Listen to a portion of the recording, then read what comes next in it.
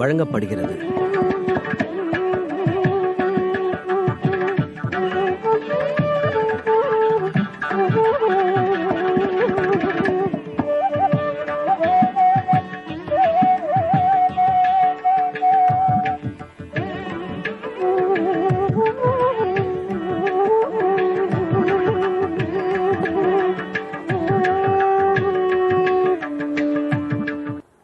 ஆஞ்சநேயம் அதிபாடலானனம் காஞ்சனாத்ரி கமனீய விக்கிரகம் பாரிஜாத தருமூலவாசினம் பாவயாமி பவமானநந்தனம் யத்ர யத்ர ரகுநாத கீர்த்தனம் தத்ர தத்ர கிருதமஸ்தகாஞ்சலிம் பாஷ்பவாரி பரிபூர்ணலோச்சனம் மாருதிம் நமத ராட்சசாந்தகம்.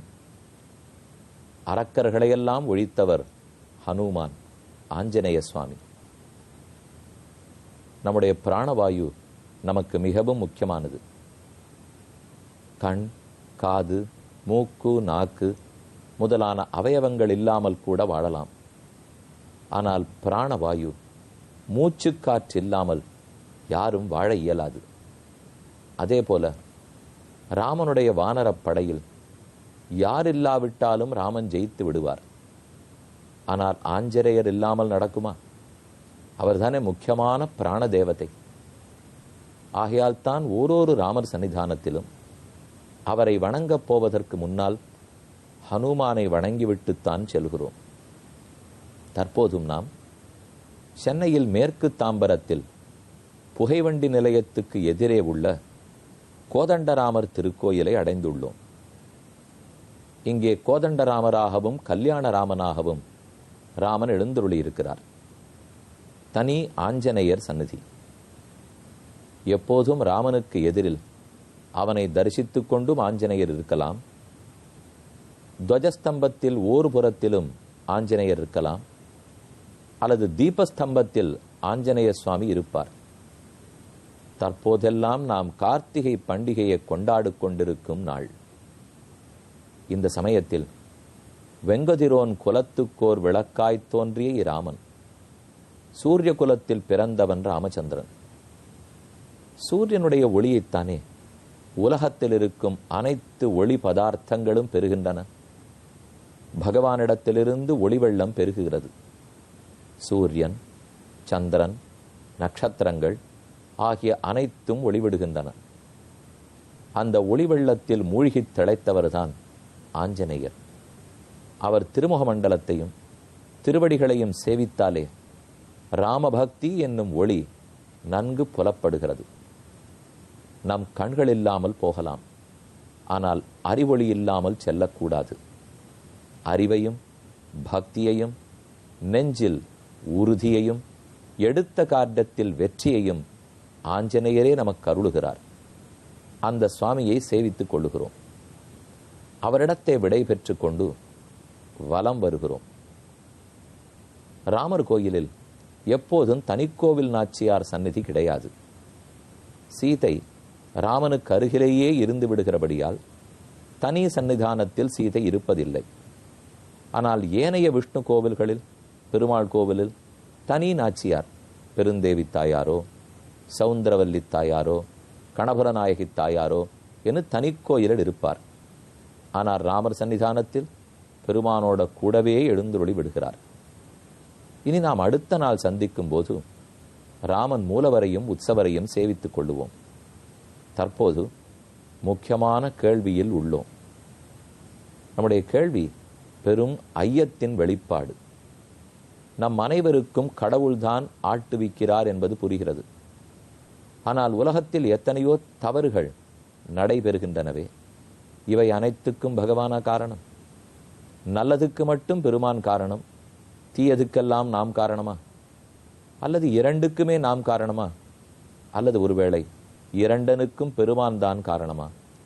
நல்லது தீயது இரண்டையும் பகவானே தூண்டுவிக்கிறார் சொல்லலாம். நல்லது தீயது இரண்டும் நம்பால் பட்டவை, நாம் தான் பொறுப்பேற்க வேண்டும் என்றும் வாதிடலாம். ஆனால் சில ரிஷிகள் கூற்று போலே, ஆழ்வார்கள் ஒத்துக்கொண்டா போலே, நல்லது நடப்பதற்கெல்லாம் பெருமான் அருள் காரணம், தீயது நடப்பதற்கெல்லாம் என் கர்மம் காரணம் என்றும் கூறுபவர் உண்டு. இதில் எதில் உண்மை? ராமன் காட்டுக்கு புறப்படுகிறாரே, இதற்கு யார் காரணம்? ராமனின் கர்மங்களா காரணம்? அல்லது விதி யாரை விட்டது? விதி வலியது, ராமனை விதி துரத்துகிறது என்று கூறலாமா? அல்லது ராமனை பிரிந்து கௌசல்யை வருத்தப்பட வேண்டும் என்ன அவள் தலையெழுத்து? ராமன் இன்பத்தையும் துன்பத்தையும் சமமாக பாவிக்கலாம். ஆக அவரை விதி ஒன்றும் பண்ணாமல் போகலாம். மேலும் தெய்வத்துக்கு ஏது கர்மம்? நமாம் கர்மாணி லிம்பந்தி நமே கர்மபலே ஸ்பிருகா என்று கண்ணனே கீதையில் சாதிக்கிறார். என்ன கர்மங்கள் தீண்டாது, கர்மத்தின் பயனில் எனக்கு விருப்பமும் கிடையாது, நான் கர்மத்துக்கு அப்பாற்பட்டவன். ஆகவே ராமன் கர்மத்தால் தூண்டப்பட்டு காட்டுக்கேகவில்லை, அவன் விருப்பத்தால் தான் காட்டுக்கு போகிறான். ஆகவே கர்மமில்லை என்று தெரிந்தது. ஒருவேளை விதி விளையாடுமோ? விதி வலியதாயித்தே, தெய்வந்தானே விதி வடிவத்தில் இருக்கும். அந்த விதி ராமனை பிடித்து காட்டுக்கு தள்ளித்தா என்றால் ராமன் வலியவனா, விதி வலியதா? ராமன் நாட்டிலே இருக்க வேண்டும் என்று முடிவு செய்தால் விதி தள்ள முடியுமா? இயலாது. ராமனின் கோதண்டத்துக்கு நிகராக விதி விளையாடுவதற்கு இயலாது. மேலும் நவக்கிரகங்கள் ராமனை துன்பப்படுத்துமா? நாம் எல்லாரும் சனீஸ்வரனோ சுக்கிரனோ வாழனோ புதனோ செவ்வாயோ அவர்கள் எவ்வழி விடுகிறார்களோ அவ்வழி தவித்து கொண்டிருக்கிறோம். ராமனையுமா நவக்கிரகங்கள் துன்பப்படுத்தும்? அல்லவே. நவக்கிரகங்களை தாண்டி நிற்கக்கூடிய பெருந்தகையன்னோ ராமன். அவன் கோதண்டத்துக்கு முன்னால் சூரியனும் யமதர்மராஜனும் நடுங்குகிறார்கள். அவன் ஆணைக்குட்பட்டுத்தான் உலகமே இயங்குகிறது. ஆகவே விதி சூழ்ந்தது என்று சொல்லுவதற்கும் வழியில்லை. கர்மமே கிடையாது, வழியில்லை. விதி வலியதல்ல, வழியில்லை. பின் ஆர் கூறினர்? யார்தான் ராமன் காட்டுக்கு போவதற்கு காரணம்? ஒருத்தர் கூறலாம், தயரதன்தானே காட்டுக்கு போய் என்று சொன்னார், அவர்தானே வரம் கொடுத்தார், அவரே காரணம். மற்றொருத்தர் சொல்லலாம், தயரதன் என் செய்வான், அப்பாவி, விதிக்கு புறம்பு, அவனோ அகப்பட்டு கொண்டான், ஓர் பக்கத்தில் கொடுத்த வாக்கை மீற முடியவில்லை, மற்றொரு புறத்தில் புத்திர சோகம் புத்திர பாசம், இந்த இரண்டுக்கு நடுவில் தயரதன் அகப்பட்டு கொண்டிருக்கிறான் என்றும் கூறலாம். ஆனால் இவை அத்தனையுமா உண்மை? தயரதன் சூழ்நிலை கைதி. எது சூழ்நிலை? கைகேயன்னோ வரம் கேட்டாள். அப்ப கைகேயிதான் காரணமாக இருக்க வேண்டும். ராமனுக்கோ கர்மமில்லை, விதி இல்லை, பின் அப்ப துன்பமே இல்லையே. ராமன் இதை துன்பமாக எடுத்துக்கொள்ளவில்லை. இப்படி ஒரு வாதாடுதல் பார்ப்போமா? வாதம், ராமனுக்கு கர்மமில்லை, அவன் காட்டுக்கு போனாலும் உயர்ந்திருக்க போகிறான், நாட்டில் இருந்தாலும் சந்தோஷப்பட போகிறார், அவருக்கு கஷ்டமில்லை. ஆனால் அவரை காட்டுக்கு போகவிட்டு தவித்தாளே கௌசல்யை, அவளுடைய விதியாக இருக்குமோ, அவளுடைய கர்மமாக இருக்குமோ? இப்ப நாம் ஒருத்தரோடு பழகுகிறோம், கணவன் மனைவி குழந்தைகள். அந்த கணவனுக்கு விதியை பற்றி கவலை இல்லை, கர்மத்தை பற்றி கவலை இல்லை என்றிருந்தாலும் அவர் சடக்கென்று மரணமடைந்து விட்டார்னு வைத்துக் கொள்ளுவோம். ஒருத்தருக்கு 50 வயது தான் ஆகிறது, திடீரென்று புறப்பட்டு போய்விட்டார், அவருக்கு ஒன்றும் இல்லை. எப்போதும் இறந்தவனுக்கு எந்த கஷ்டமும் இல்லை. இன்னும் கேட்டால் நல்ல வேளை என்று கூட அவர் புறப்பட்டு போயிருக்கலாம். ஆனால் அவர் போனதற்கு பிற்பாடு மற்ற பேர் எவ்வளவு துன்பப்பட வேண்டும்? அப்ப என்ன கூறுவார்கள்? அவர் விதியோ இல்லையோ தெரியாது, என் விதி என்றும் கூறிக்கொள்ளலாமே. யார் மிச்சப்பட்டு துன்பப்படுகிறார்களோ அவர்கள் விதியா? அப்படி பார்த்தால் ராமன் காட்டுக்கு போனதற்கு கௌசல்யின் விதி காரணமா, கௌசல்யின் கர்மம் காரணமா? இருக்கலாம். ஏனெனில் கௌசல்யை மனித பிறவி, அவளுக்கு விதி உண்டு, அவளுக்கு கர்மம் உண்டு. அப்ப அவள் விதியால் ராமன் காட்டுக்கு போனான், அவளுடைய கர்மத்தால் தான் ராமன் காட்டுக்கு போனான். வாதாடி பார்க்கலாமா? ஆனால் இது ஒரு பெரும் குழப்பம் வரும். அப்படியெனில் ஒருத்தர் துன்பத்தை அனுபவிப்பதற்காக மற்றொருத்தர் நடவடிக்கையில் ஈடுபட வேண்டி வரும். எனக்கு ஜலதோஷம் பிடித்து வலிக்க வேண்டுமானால் அவர் நனைந்து விட்டு வர வேண்டும். அவர் நனைந்தால் எனக்கு ஜலதோஷம் பிடிக்க வேண்டும். என் ஜலதோஷம் சரியாக போக வேண்டுமானால் மற்றொருத்தர் மருந்துண்ண வேண்டும். இது உலகத்தில் நிகழுமா? நிகழத்தான் முடியுமா? இதில் ஏதேனும் நியாயம் இருக்குமா? இருக்காது. அப்படியெனில் ஒருத்தொருத்தர் செய்வதற்கு மற்றொருத்தர் இன்பமோ துன்பமோ அனுபவிப்பார்கள். அப்படி இயலாதே. ஆகவே இதில் என்ன? கௌசல்யனுடைய விதியினால் கர்மத்தினால் ராமன் காட்டுக்கு சென்றானா? புரியவில்லை. கைகேயினால் சென்றானா? தெரியவில்லை. கைகேயினால் சென்றிருக்க வேண்டுமானால் ஏன் கைகேயி சொல்படி கேட்க மாட்டேன் என்று ராமன் முடிவெடுக்க வேண்டியதுதானே? மாட்டேன் என்று சொல்லியிருக்கலாமே. அவள் சொன்னத்துக்காக போக வேண்டுமா? ஆக மொத்தத்தில் இது ஒரு பெருங்குழப்பமாக இருக்கிறது. இதற்கு விடை காண வேண்டும். முக்கியமாக புரிந்து கொள்ள வேண்டியது, இறைவன் பிரபலமானவன். பகவானின் விருப்பப்படிதான் உலகம் படைக்கப்படுகிறது. அவர்தான் லோகத்தை படைக்கிறார், காக்கிறார், அழிக்கிறார். ஆகவே தெய்வம் பிரபலமானது. அதன் விருப்பத்தை மீறி என்னால் செல்ல முடியாது என்பது உண்மையிலும் உண்மை. ஆனால் தெய்வம் அடிக்கடி அடிக்கடி தான் பிரபலமானவன் என்று நம்முடைய ஓரொரு செயலையும் குறுக்க புகுவதில்லை. இதைத்தான் நாம் புரிந்து கொள்ள வேண்டும். தெய்வம் ரொம்ப பலமானது, அது வைத்தபடி தான் நடக்கும். ஆனால் எப்போதெனில் அது நீண்ட இடைவெளிக்கு பிறகு. உடனே உடனே தெய்வம் எத்தையும் செய்து விடுவதில்லை. முதல் கணத்தில் நாமாக என்ன முடிவெடுக்கிறோம் என்று பெருமான் காத்து கொண்டிருக்கிறார்.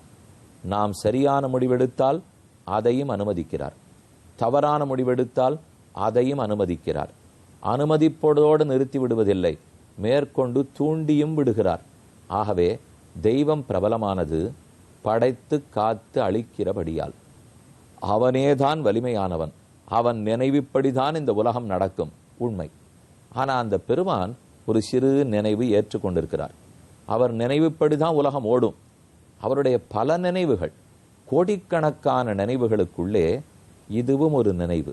அதாவது, இந்த ஜீவனுக்கென்று ஒரு உரிமை கொடுக்கிறேன், அவனுக்கென்று ஒரு செருக்கு, முடிவெடுக்கும் திறன், சுவாதந்திரியம் ஆகியவற்றை கொடுக்கிறேன்.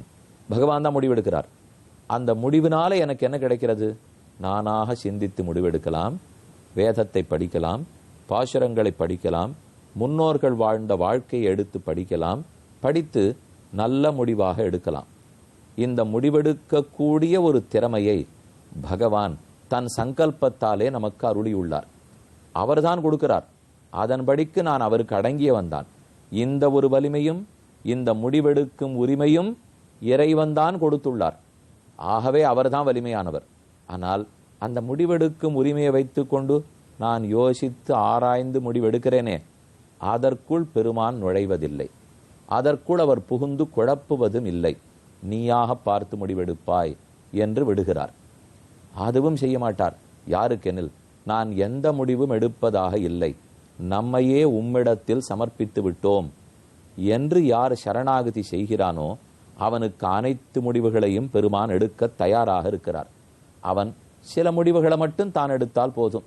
நெஞ்சு வலி வருகிறது, சரணாகதியே பண்ணியிருந்தாலும் பெருமானே தஞ்சம் என்கிற உறுதியோடு நாம் இருந்தாலும் சட்டென்று முட்டி வலிக்கிறது, நெஞ்சு வலிக்கிறது என்னால் பகவான் பார்த்து கொள்ளுவார் என்று இருக்கலாம். அது மிக உயர்ந்த நிலை. அந்த நிலையிலும் பல பேர் மகான்கள் எழுந்துருளி இருந்தார்கள். எப்படி மென்முட்டி என்னால் அது அவன் உடல், அவன்தான் பார்த்து கொள்ள வேண்டும். அது ஓர் உயர்ந்த நிலை. அப்படி இல்லாவிட்டாலும் எனக்கு முக்தி கொடுப்பது அவர் முயற்சி. என் பாப புண்ணியங்களை கழித்து மோட்சத்துக்கு அழைத்து போக வேண்டியது அவர். எனக்கு ஞானத்தையும் பக்தியும் அருள வேண்டியது பகவான். அதெல்லாவற்றையும் கொடுத்து விடுகிறார். அப்படியெனில் கண்காணாமல் இருக்கக்கூடிய பல முக்தியை கண்டதில்லை, பாப புண்ணியங்களை பார்த்ததில்லை, கர்மம் என்பதை காண முடியாது. இவை அனைத்தும் எதெது நம்மால் காண இயலாதோ அதத்தனையும் பெருமான் பார்த்து கொள்ளுகிறான். காண இயன்றது உலக வாழ்க்கை, முட்டி வலியோ முதுகு வலியோ சண்டை பூசலோ எதுவோ படிப்போ, இதித்தனையும் நம் முயற்சியால் தான் பார்த்து கொள்ள வேண்டும். இதில் ஒரு குறையும் அல்ல. பெருமானுடைய முயற்சியால் தான் படைக்கப்பட்டிருக்கிறோம். அவர்தான் நமக்கு முடிவெடுக்கும் உரிமை கொடுத்திருக்கிறார். அந்த உரிமையை பயன்படுத்துகிறோம். அந்த பயன்படுத்தும் உரிமையை கொடுத்தார் அல்லவா? அதனால தான் தெய்வம் பிரபலமானது. ஏனெனில் ராமன் சொன்னதை இப்படியும் வாதாடலாம். தெய்வம்தான் பிரபலமானது. அந்த தெய்வம் பார்த்து காட்டுக்கு போக வேண்டாம், கைகையை சிறைச்சாலையில் அடைத்துவிட்டு நானே முடிசூட்டிக் கொள்ளலாம் என்று சொல்லிவிட்டு நானே முடிசூட்டிக் கொள்ளலாமே. ஆனால் தெய்வம் அப்படி செய்ய போவதும் இல்லை, ராமன் அப்படி சொல்ல போவதும் இல்லை. ஆகவே தர்மத்தின் வழிதான் முடிவெடுக்க வேண்டும். தெய்வம் தர்மத்தின் வழி முடிவெடுப்பவனுக்கே துணை நிற்கிறது என்பதை புரிந்து கொள்ள வேண்டும். மேலும் சில செய்திகளை நாளை பார்ப்போம்.